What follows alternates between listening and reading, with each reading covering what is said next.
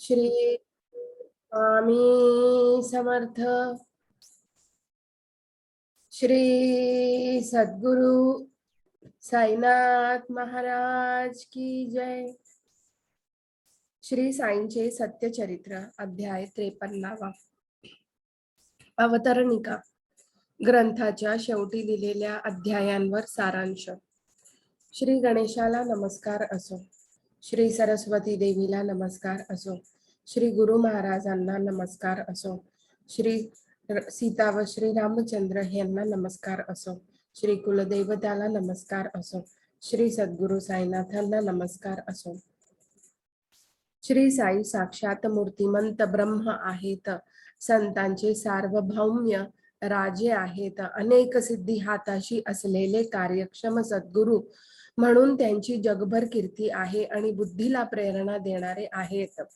जन्म व मरण चुकविणाऱ्या त्यांना अनन्य भावाने शरण जाऊया आणि त्यांचे पवित्र चरण वंदूया, म्हणजे संसाराच्या भयाचे ते हरण करतील. मागच्या अध्यायात प्रथम सिंहावलोकन करून अवतारणिका देऊन ग्रंथ संपूर्ण करीन असे वचन दिले. हेमाडपंत असे म्हणाले, परंतु तसे घडले नाही. अवतरणिका म्हणून फक्त ग्रंथाचा सारांश दिला की विसरतेपणे ती लिहायचे राहून गेले ते कळत नाही. ज्याने ग्रंथ लिहिण्यास सुरुवात करावी त्यानेच शेवटी अवतरणिका देऊन ते लिहिणे पुरे करावे असा सर्वत्र नियम आहे. परंतु नियमाला अपवाद असतो. त्याचाच प्रत्यक्ष अनुभव आपल्याला येथे दिसतो. आपल्या इच्छेप्रमाणे काही होत नसते. बाबांची इच्छा जास्त महत्वाची असते. हेमाडपंत एकाएकी मरण पावले. सगळ्यांचे मन दुःखी झाले आणि कोणाला काही सुचेनासे झाले. अवतरणिकेचा पत्ता कोणाला लागेना. अण्णासाहेबांचा लेखसंग्रह सापडण्यास कठीण होता. त्यांचा प्रयत्नपूर्वक तपास करून त्यांचे चिरंजीव गजाननराव यांनी जरूर तितके लेखाचे कागद मला दिले. अण्णासाहेब काटस्करी होते. चिठ्ठोरी फुकट जाऊ देत नव्हते. कोणतेही काम नीटनेटकेपणाने व चातुर्याने करण्याचा त्यांचा स्वभाव होता. चिठोऱ्यांवर अध्याय लिहित असत आणि त्याच ग्रंथ छापणाऱ्याच्या हाती देत असत. बिनकामाचा खर्च त्यांच्या मनाला टोचत असे. त्यांची सर कोणाला येणार नाही. निर्जीव अशी बापुडी जी चिठोरी त्यांना पाहून हेमाडपंतांच्या मनात दयाभावना उद्भवली की संत श्रेष्ठ श्री साईबाबांची सेवा घडल्याशिवाय त्यांचा उद्धार कसा बरे होईल. हेमाडपंतांच्या मनात असा विचार आला. चिठोऱ्या गोळा करून त्यांच्याकडून ही सेवा करवून घेण्याचा त्यांचा हा थोर विचार असावा. शेवटच्या अध्यायाची तीच तऱ्हा होती. तोही चिठोऱ्यांवर लिहिलेला होता. परंतु पुष्कळ विचार करूनही अवतरणिका काही मिळेना. अण्णासाहेबांचे चिरंजीव गजाननराव व इतर मंडळींनी ती गोष्ट सांगितली आणि बाबासाहेब तरखंडांनाही ती कळविली. त्या सर्वांचे मत पडले की अवतरणिका ही व्हायलाच हवी. बाबासाहेबांनी त्याबद्दल मुदत घालून श्री साईलीला मासिक प्रसिद्ध केली. परंतु मुदतीचे दिवस संपून गेले तरी अवतरणिका आली नाही. हेमाडपंत हे सद्गुणांची खाण होते. त्यांच्या मुखी वेदांत पाणी भरत होते आणि त्यांची भाषेची सुबोधना या ग्रंथातून दिसत होती. खरोखर सद्गुरूंच्या कृपेची करणी अपूर्व आहे. सद्गुरु साईंचे भक्त असंख्य आहेत. त्यात कवींचे भूषण असलेले हेमाडपंतांसारखा दुसरा कोणी बुद्धिमान महापुरुष असेल तोच ती लिहू शकेल. अवतरणिका कुठूनच येईना म्हणून माझे मन खिन्न झाले. मी दत्त स्वरूप सद्गुरु साईनाथांची प्रार्थना केली आणि त्यांची करुणा भाकली. मी पामर मंदबुद्धी आहे. विद्येचा मला गंध नाही आणि काव्य करणे तर मुळापासूनच जाणत नाही. तेव्हा ही ओवीबद्ध रचना मला कशी करता येईल. परंतु या गोष्टीला एक आधार आहे. श्री दत्त स्वरूप साईबाबांच्या मनात असले तर ते चिलटाकडून सुद्धा मेरू पर्वत उचलवितात. त्यांची सत्ता फार मोठी आहे. म्हणून शिवस्वरूप साईनाथांची मी पुन्हा प्रार्थना केली की हे साई नारायण, माझ्यावर कृपा होऊ द्या आणि अवतरणिका लिहिण्यासाठी माझ्या बुद्धीला लवकर प्रेरणा द्या. काव्य करायची माझी शक्ती नाही. श्री गुरु महाराजांना माझ्या मंदबुद्धीची जाण आहेच, म्हणून त्यांच्या पायांना वंदन करून अवतरणिका तयार करण्याला आता मी आरंभ करतो. श्री साई सच्चरित ग्रंथाचा भाग ही अवतरणिका श्री गजानन रूपी साई पुरी करणार आहे. त्यांचे वैभव अपूर्व व फार मोठे आहे. माझे तोंड निमित्त मात्र आहे. पहिल्या अध्यायात मंगलाचरण झाले. विघ्नांचे हरण करणारा, जगाचे मूळ कारण, शंकर पार्वतीचे गळ्यातील ताईत अशा श्री गजाननाला नमन केले. वाणीचा अपूर्व प्रभाव असलेली, बुद्धीची अतिचातुर्य असलेली, विश्वाला मोह घालणारी व इच्छिलेल्या गोष्टी देणारी अशी श्री सरस्वती, तिला नमन केले. कुलगुरु आप्तेष्ट गुरुजन परमेश्वराचे जणू काही सगुण अवतार असे जे संत व सज्जन लोक आणि शरण जाण्यास योग्य व मोक्षाचा गुप्त ठेवा असे जे सद्गुरु साई भगवान यांना नमस्कार केला. शेवटी गहू दळण्याची कथा सांगून महामारी पूर्णपणे कशी घालवली ही स्पष्ट करून साईबाबांच्या समर्थाचे वर्णन केले.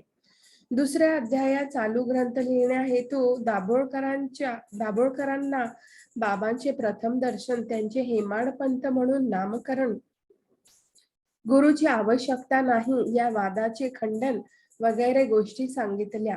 तिसऱ्या अध्यायात हा ग्रंथ लिहिण्याची दाभोळकरांची साईमुखातून आज्ञा कशी झाली ते सांगितले आणि मग राहिलेल्या रोहिल्याच्या वृत्तांत कथन केला.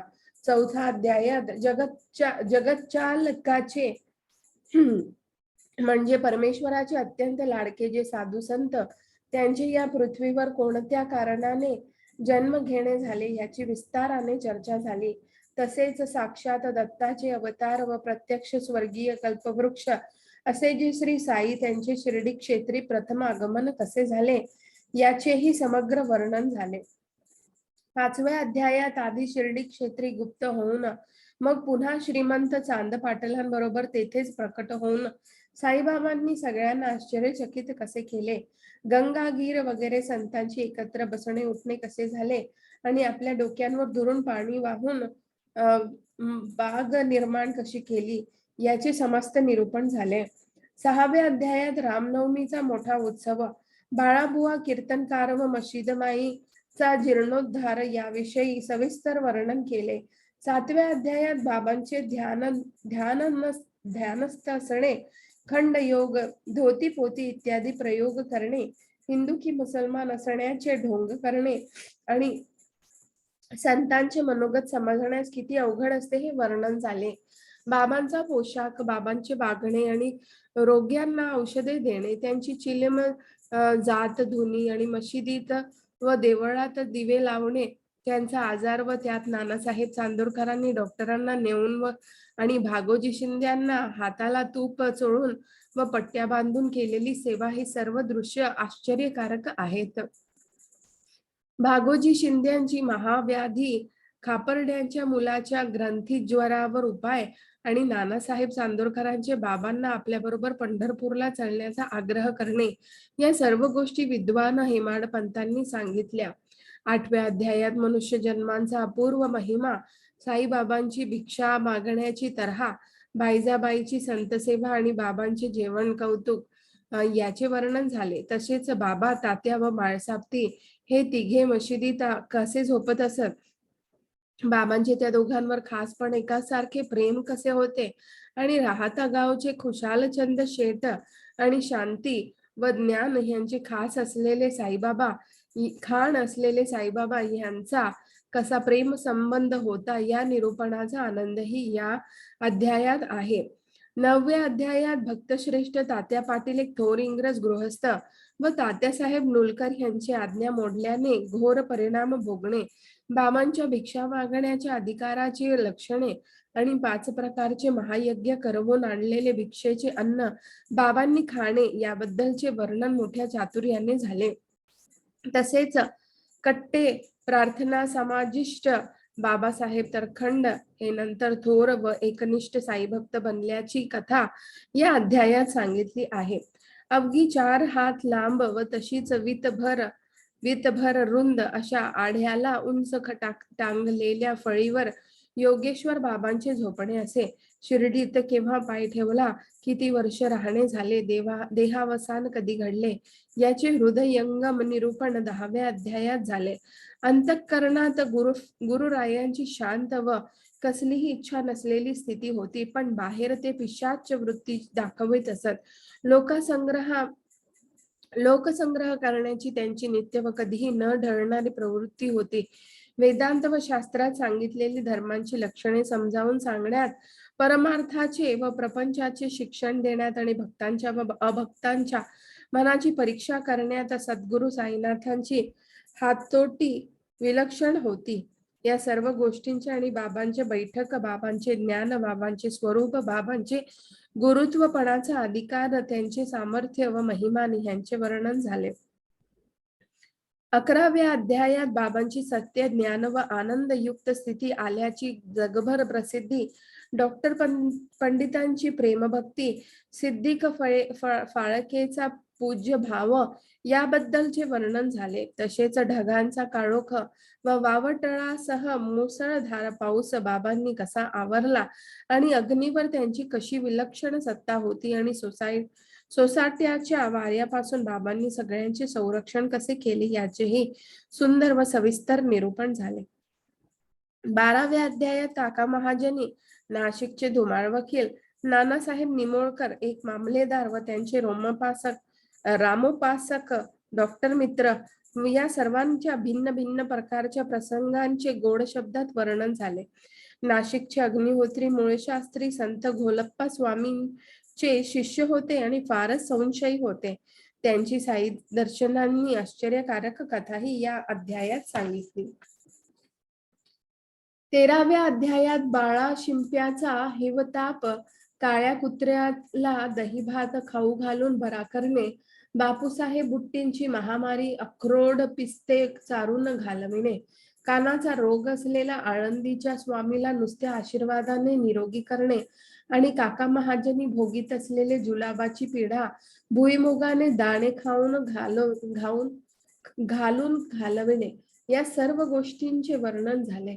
तसेच पोटशुळाची व्याधी जडलेल्या हार्द्याच्या भक्त दत्तोपंतांना सगळ्या लोकांसमोर बाबांनी नुसत्या आशीर्वादाने कसे मुक्त केले आणि एक भीमाजी पाटलांचे कफक्षयाचे दुखणे नुसती उदी लावून कसे घालविले, हे सर्व हकीकत सांगितले. 14व्या अध्यायात नांदेडचे पारशी शेठ रतनजी, जे प्रख्यात व्यापारी होते परंतु पुत्र संतान नसल्याने मनात दुःखी होते, त्यांना पुत्र संतान देऊन साईबाबांनी कसे सुख केले आणि नांदेड शहरात गुप्तपणे हमाली करून असणाऱ्या मौली साहेब नावाच्या संतांची साईबाबांच्या खुणेच्या शब्दांनी सगळ्यांना ओळख कशी झाली, ही आश्चर्यकारक कथा सांगितली.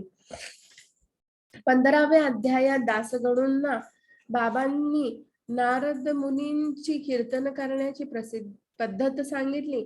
चोळकरांचे व्रत त्यांना सारखे चहा पाजून फेडले आणि पाल चुकल्यावरून औरंगाबादेहून आलेली पाल मशिदीत पालीला भेटण्याची बातमी सर्वांना दिली. हा सर्व कथांचे वर्णन झाले. 16व्या अध्यायात संतती व संपत्ती यांनी परिपूर्ण असलेल्या एक गृहस्थ साईबाबांच्या कीर्तीचा डंका ऐकून ब्रह्मज्ञान मिळवण्यासाठी शिर्डीला आला.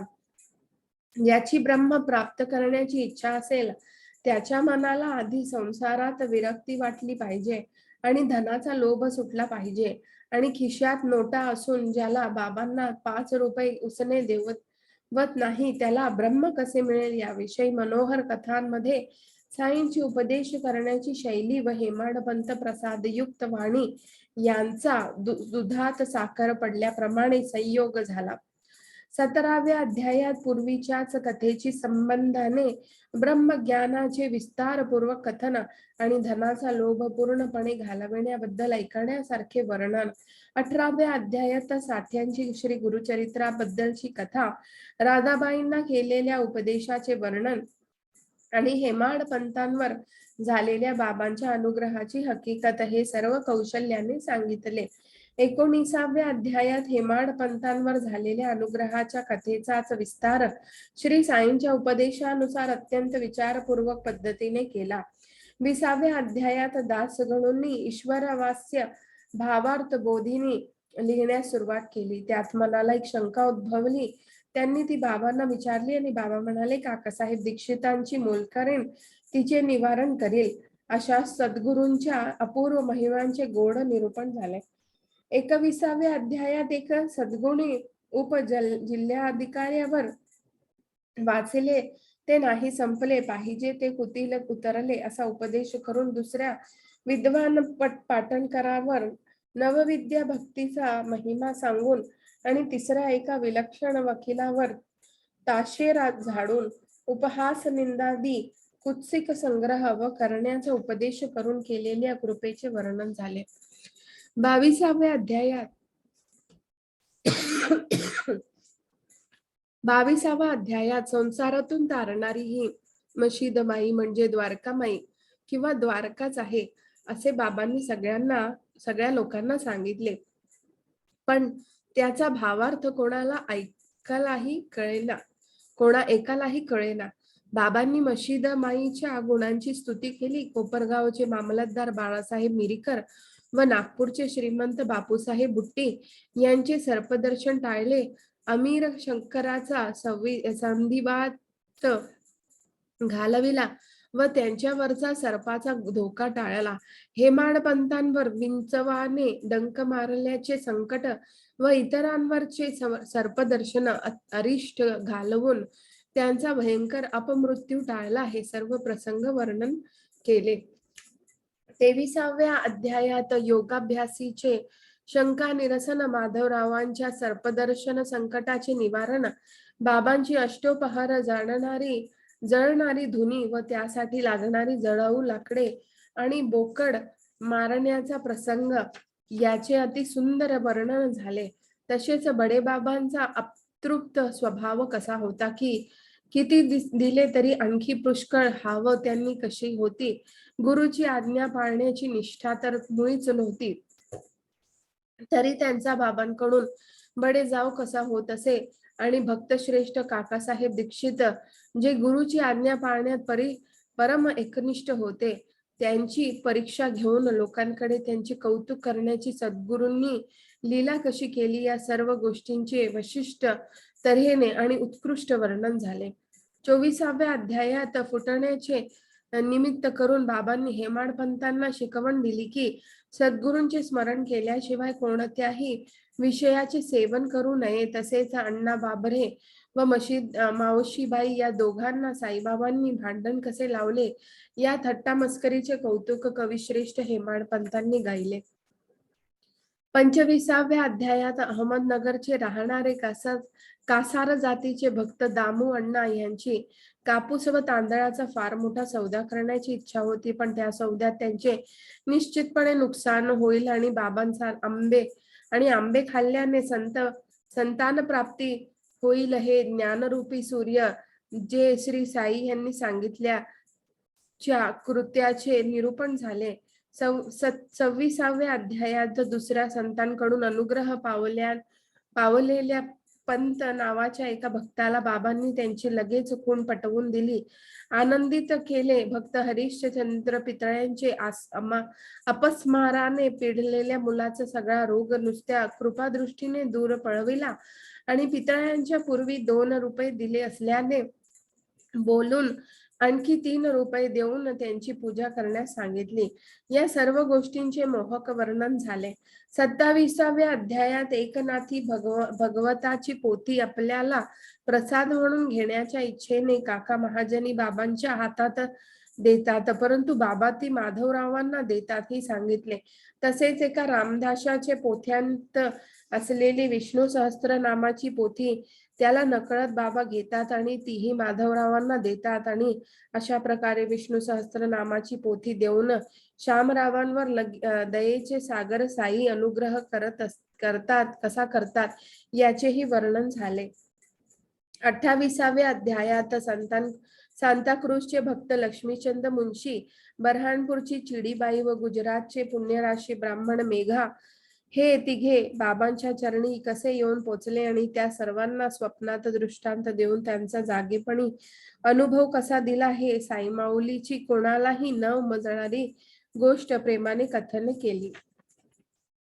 29व्या अध्यायात भोळाशंकर असलेले साईबाबा दान करण्याच्या उदारतेचा सोहळा पाहण्यासाठी मद्रास प्रांताचा एक भजनी मंडळ शिर्डी क्षेत्री कसा आला आणि रघुनाथराव तेंडुलकरांच्या मुलाला परीक्षेचा प्रकार आणि त्यांची बाबांनी दूर केलेली पेन्शन बद्दलची चिंता या सर्व बाबांच्या मनोहर लीलांचे वर्णन केले. तसेच साईचरणी मोठे प्रेम असलेल्या भक्त डॉक्टर कॅप्टन हाट्यांना ग्वाल्हेर मुक्कामी पहाटे स्वप्नात दर्शन दिल्याचे सुंदर कथनही सांगितले. 30व्या अध्यायात वाणीच्या सप्तशृंगी देवीचे उपाध्ये कोणी एक काकाजी वैद्य यांना देवीने साईंना जाऊन भेटण्याचे स्वप्नात दृष्टांत कसा दिला आणि शिर्डीचे शामराव देखील त्या देवीला कसे केलेला नवस फेडण्यासाठी 30 वर्षात तिथे कसे गेले हे सांगितले. तसेच राहत्याचे कुशालचंद शेट व पंजाबी ब्राह्मण रामलाल या दोघांना बाबांनी शिर्डीतला चल म्हणून स्वप्नात कसे म्हटले ह्याचे वर्णन केले. 31व्या अध्यायात मानस सरोवराला जाण्यास निघालेल्या मद्रासी संन्यासी विजयानंदाला श्रीकृष्णच असलेले साईबाबांनी आपल्या पायांपाशी कसे ठेवून घेतले आणि साई चरण रूपी कमळातील भ्रमर असे भक्तश्रेष्ठ मानकर यांचा व हिस्त्र क्रूर अशा वाघाचाही उद्धार कसा केला ही सुंदर कथा वर्णन करून सांगितली.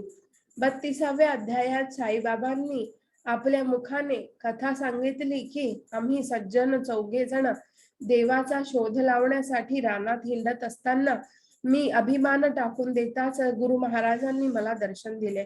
तसेच उपवास करणाऱ्या गोखलेबाईंचे कथानक आणि बाबांनी आणखी एक स्वतः सांगितलेल्या गोष्टीचे कौतुक हेमाडपंतांनी गायले. 33व्या अध्यायात नारायण जानींच्या मित्राला एकाएकी विंचू चावला. एका भक्ताच्या मुलीला तापाने त्रास दिला आणि नानासाहेब चांदोरकरांची मुलगी प्रसूतीच्या वेदनांनी घाबरून जाऊन मनात दुःखी झाली आणि कोणाला काही सुचेना. अशा वेळी उदीचा अमोघ प्रभाव सगळ्यांना खरोखर कळल्याचे मोहक वर्णन. त्याशिवाय भक्तश्रेष्ठ अप्पासाहेब कुलकर्णी व बाळाबुवा भजनकार यांची आणखी एक श्रद्धावंत व भाविक भक्त हरिभाऊ कर्णिक यांच्या दक्षिणेची बोधप्रद कथाही या अध्यायात सांगितली. 34व्या अध्यायात मालेगावचे एक डॉक्टर पुतण्या हाड्याव्रणाने अति त्रासला होता. भक्तश्रेष्ठ डॉक्टर पिल्ले भयंकर नारोने पंडित होते. शिर्डीचे बापाजी यांचे कुटुंब ग्रंथीज्वराचे जर्जर झाले होते. एक इराणी लहानपोर फेफरे आल्याने फार दुःखी होते.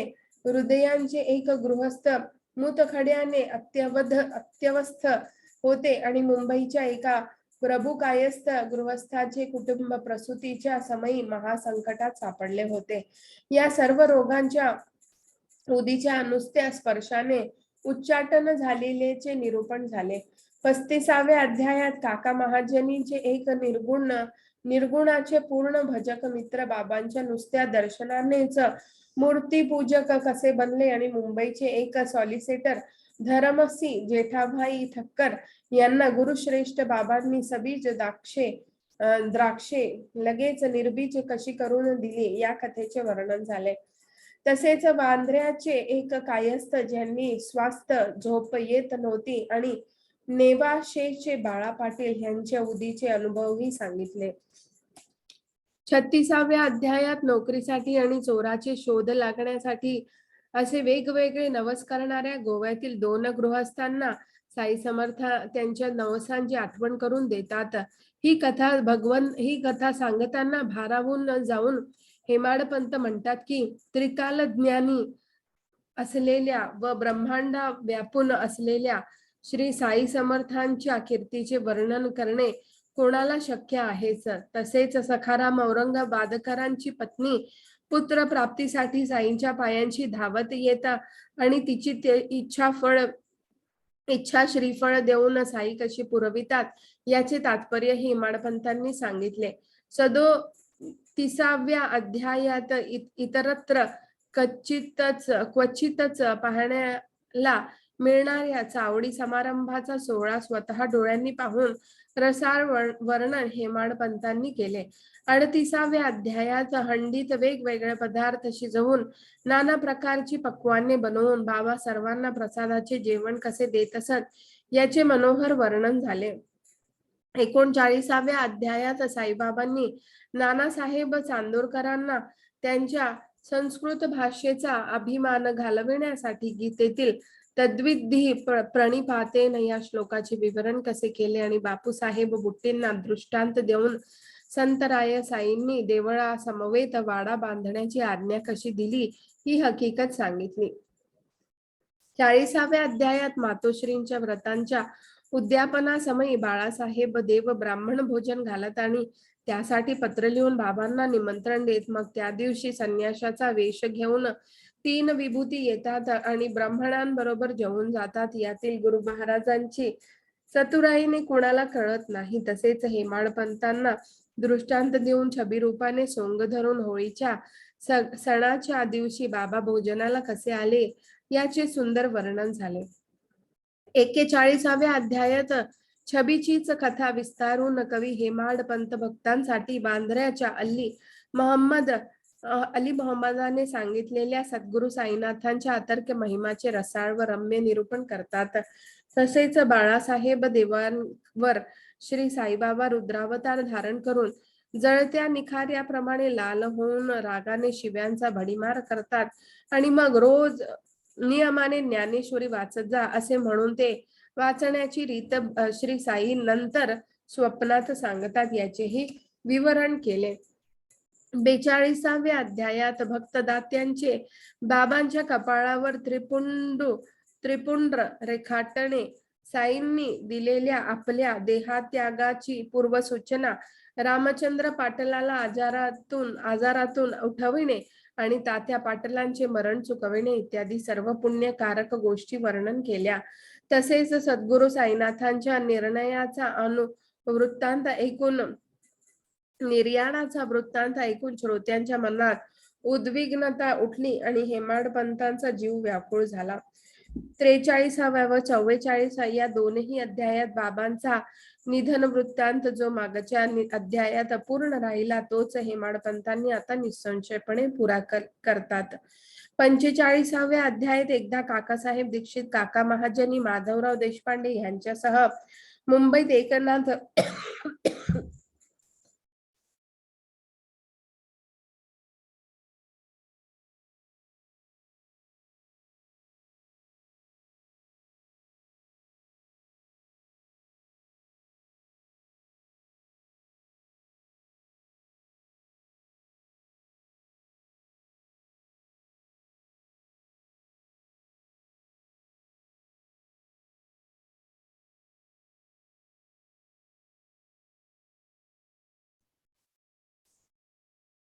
मुंबईत एकनाथी भागवत वाचित असताना त्यांच्या पणात शंका उद्भवली. माधवरावांनी त्या शंकेचे निरसन करण्यात प्रयत्न केला, परंतु दीक्षितांच्या मनाला समाधान झाले नाही. मग आनंदराव पाखड यांनी दुसऱ्या दिवशी येऊन आपले स्वप्न सांगितल्यावर दीक्षितांच्या शंकेचे निरसन होते ही सर्व कथा सांगितली. तसेच आड्यावर टांगलेल्या फळीवर माळसापती झोपू का शकणार नाही या प्रश्नांची उत्तरे साई समर्थ देतात. ही कथा मोठ्या कौशल्याने वर्णन केली. 46व्या अध्यायात आपल्या जागीच बसून साईबाबांचे सर्व ठिकाणी हिंडणे फिरणे कसे असे, काशी गया येथे विचित्र तऱ्हेने जाऊन त्यांनी लोकांना चमत्कार कसा दाखविला आणि बाबांच्या अद्भुत चरित्राचे वर्णन झाले. चांदोरकरांच्या मुलाच्या लग्नाच्या सोहळ्याला जाण्यासाठी बाबा श्याम्याला सांगतात आणि गया शहरात त्याच्या नजरेला बाबा छबी रूपाने दिसतात. तसेच 2 शेळ्यांच्या पूर्वजन्माची रम्य मधुर पवित्र व गूढ कथा साई शंकर स्वमुखाने सांगतात याचेही वर्णन झाले.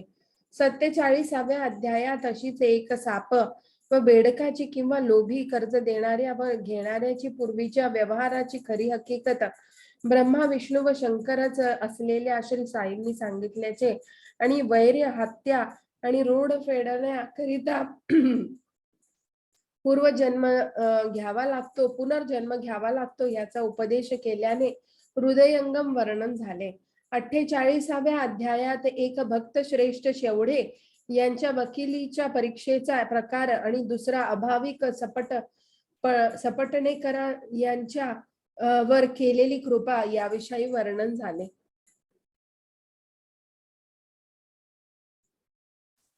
एकोणचाळीसाव्या अध्यायात मुंबईचा राहणारे हरी कानोबा व हरिद्वाराचे वक्र बुद्धीचे सामदेवाची स्वामी हे दोघे अभिमान धरून संतांची परीक्षा घेण्यासाठी शिर्डीला आले आणि दर्शन घेताच बाबांनी त्यांच्या मनाला बोलून दाखविले. ते तत्काळ लज्जित झाले आणि साईचरणी चित्त जडून त्यांच्या जन्मजन्मांतरीची पापे धुतली गेली हा वृत्तांत कथन केला. तसेच बाबांजवळ बसले असता बोरख्यातील एक स्त्रीचे सुंदर रूप पाहून नानासाहेब चांदोरकरांचे मन विकारवश झाले ही गोष्टही सांगितली. 50व्या अध्यायात तद्विधी प्रणिपातेन याचा अर्थ विस्ताराने सांगून त्याचे समर्थ रघुनाथांचे चिरंजीव गोविंदराव दाभोळकर करतात.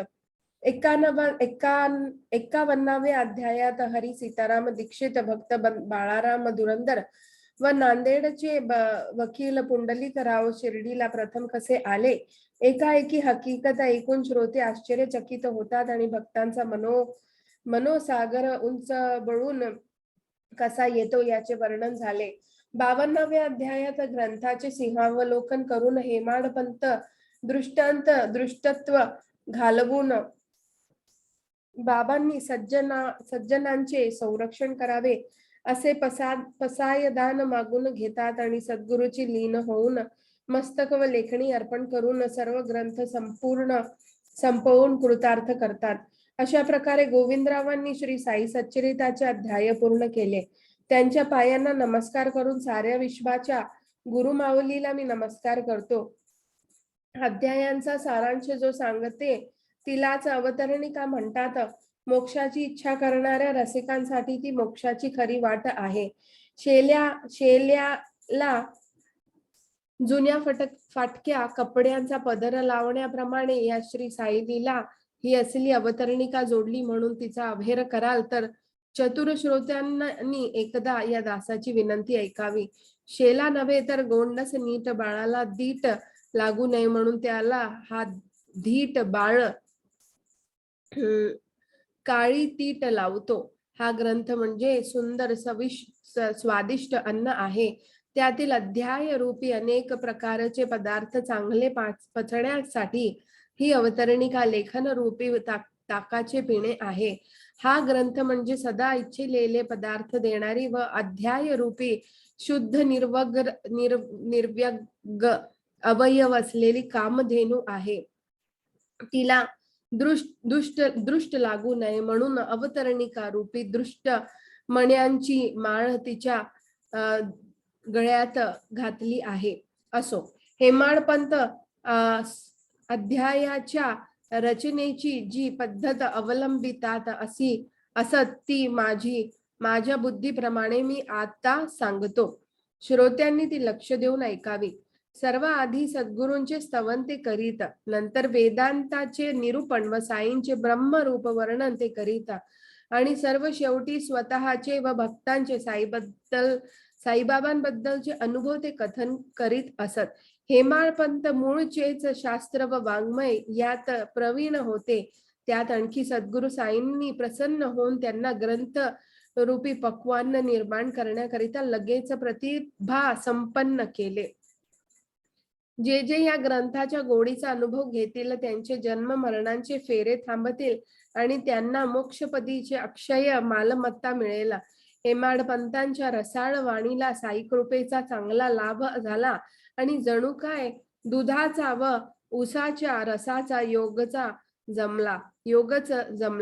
मग ग्रंथांचा थाट काय वर्णावा. ग्रंथावर पुष्कळ असतील परंतु जोवर विश्वाचा आधार व लक्ष्मीचा पती म्हणजे श्री विष्णूच असलेल्या खऱ्या सद्गुरूचा लाभ होत नाही, तोवर भाषेच्या सुबोधतेचा अधिकार प्राप्त होत नसतो.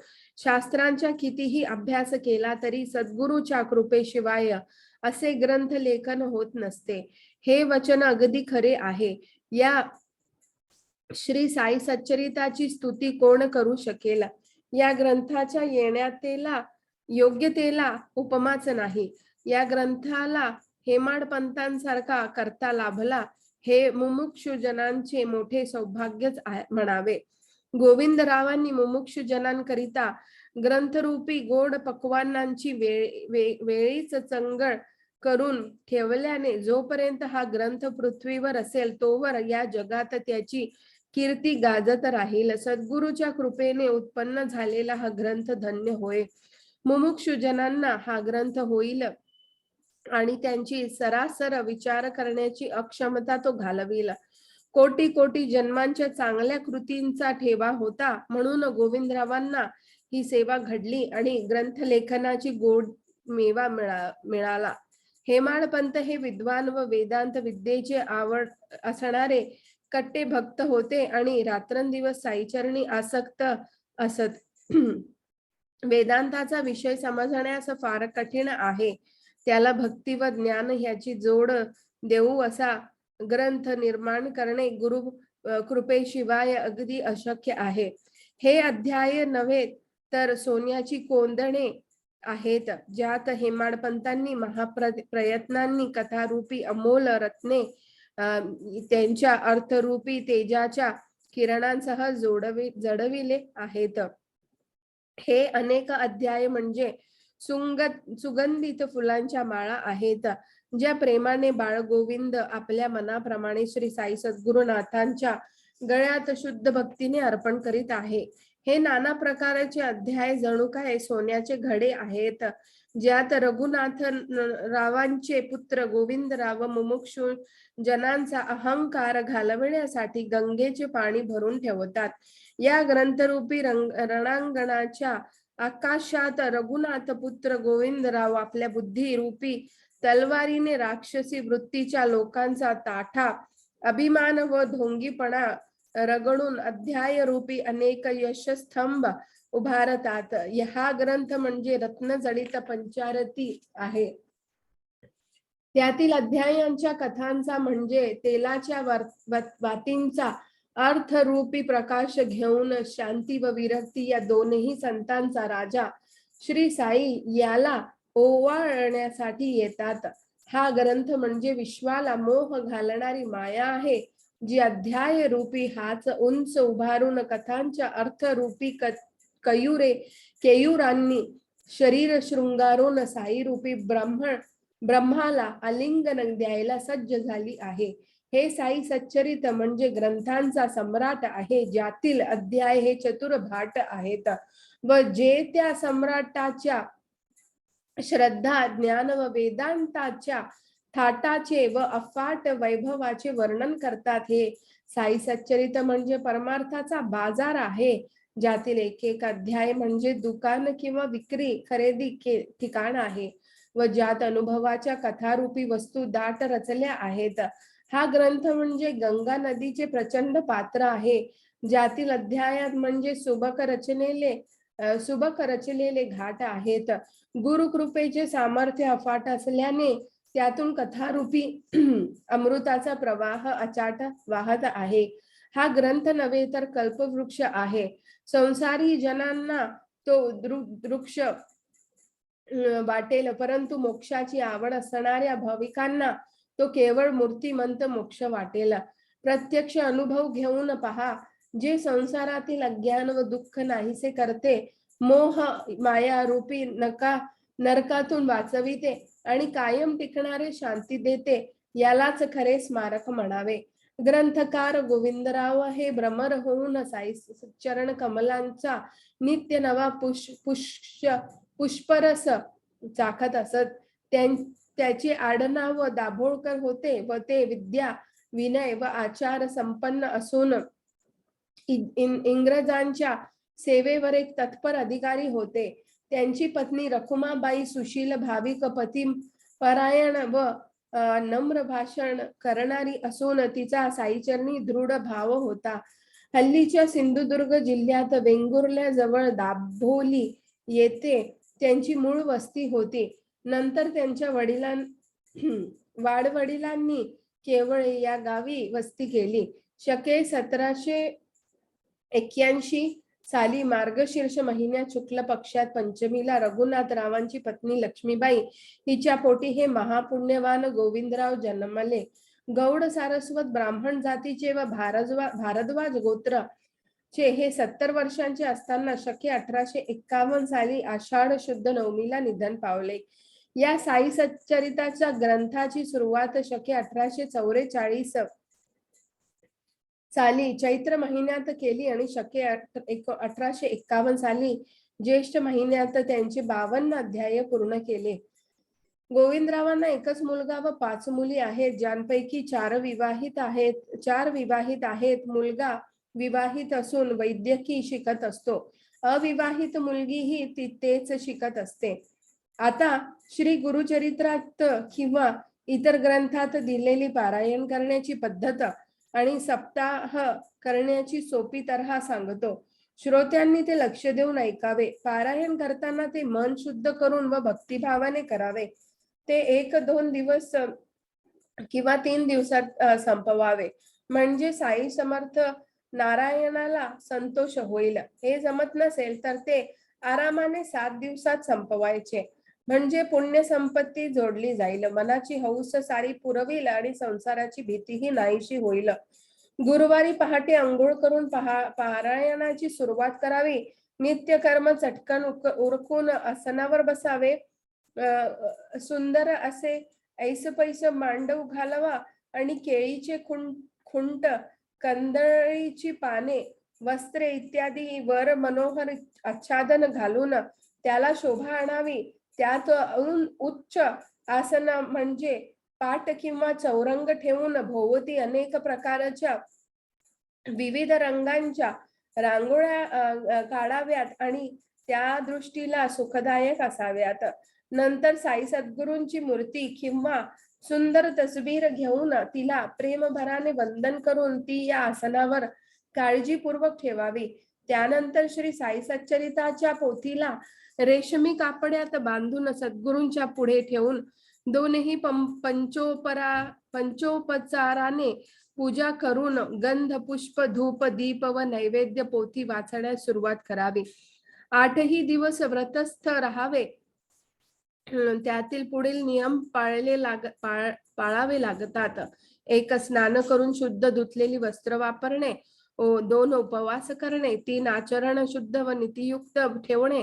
4 स्त्री संग न करणे आणि 5 जमिनीवर झोपणे आणि फक्त दूध व फळे खाऊन किंवा भाजलेले धान्य खाऊन किंवा दिवसभर काहीच न खाता फक्त रात्री व दिवसातून केव्हाही एकदा चांगले जेवण उपवास करावा. पूर्व दिशेकडे तोंड करून सद्गुरूची मूर्ती मनात आठवून मन स्वस्थ करून आनंदाने ग्रंथ वाचावा. 8, 8, 7, 8, 6, 8 व 7 असे अध्याय रोज अनुक्रमाने पहिल्या 7 दिवसात वाचावे आणि 8व्या दिवशी फक्त अवतरणिका म्हणजे शेवटचे 53वा अध्याय वाचावा. 8व्या दिवशी व्रत संपवून साई नारायणाला नैवेद्य दाखवून आप्तेष्ट व ब्राह्मणांना सुग्रास भोजन व यथाशक्ती दक्षिणा द्यावी. रात्री वैदिक ब्राह्मणांना बोलावून त्यांच्याकडून वेदांचे मोठ्या आवाजात पठण करवावे आणि नंतर साखर घातलेले गोड दूध पाजून आणि दक्षिणा देऊन त्यांच्या मनाला सुखवावे. शेवटी साई सद्गुरूंच्या चरणांना नमस्कार करून त्यांना योग्य ती दक्षिणा द्यावी आणि ती शिर्डी संस्थानाचा निधी वाढवण्यासाठी त्यांच्या खजिन्यात पाठवून द्यावी. यामुळे साई भगवान प्रसन्न होईल, भक्तांना वरदान देईल, संसार भयरूपी सर्पाचा नाश करील आणि मोक्षाचा गुप्त ठेवा दाखवून देईल.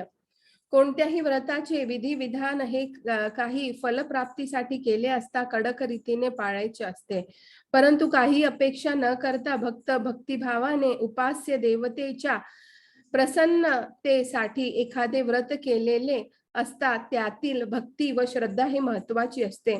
शारीरिक असमर्थ्यामुळे किंवा प्रापंचिक अडचणींमुळे ते नियम काटेकोरपणे पाळता आले नाहीत तर दयाळू परमेश्वर ते माफ करतो.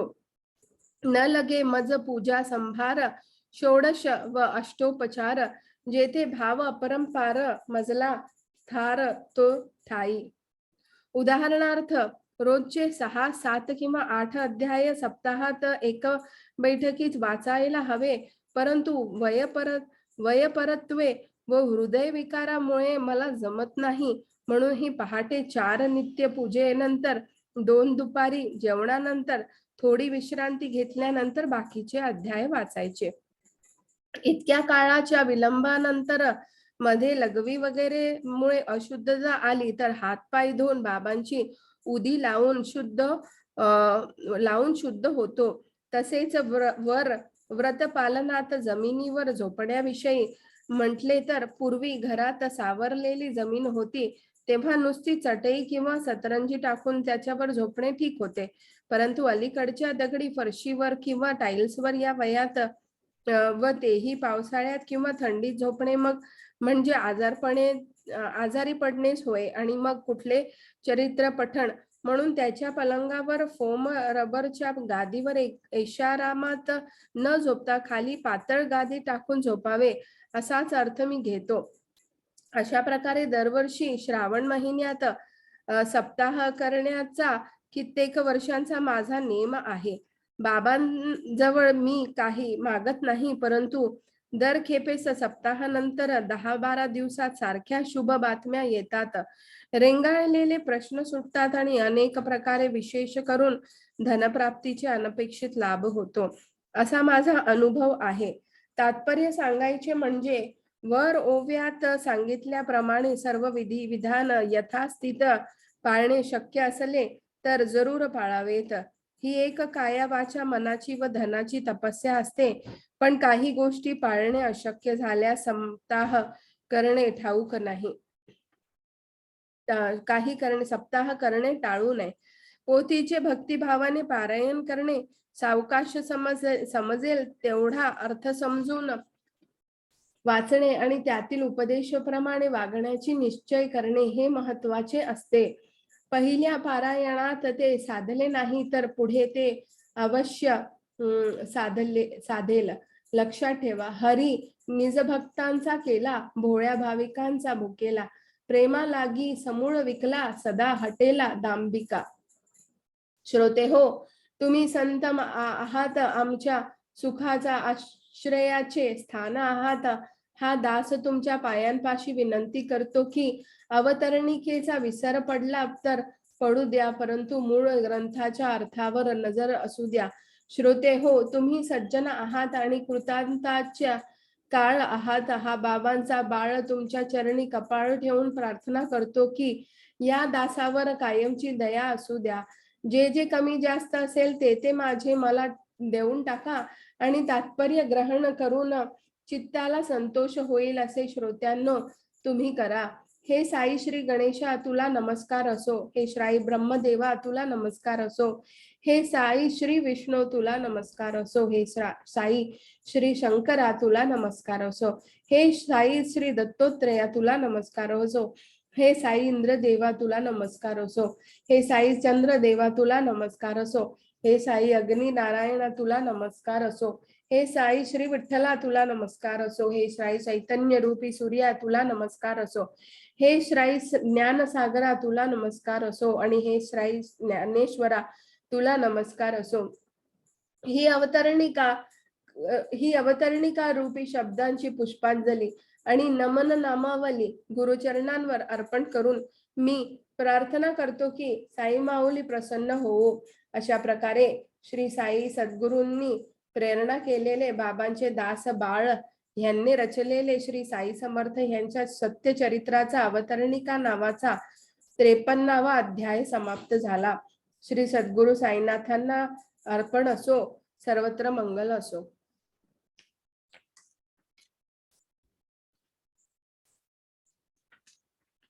श्री स्वामी समर्थ. श्री सद्गुरु साईनाथ महाराज की जय।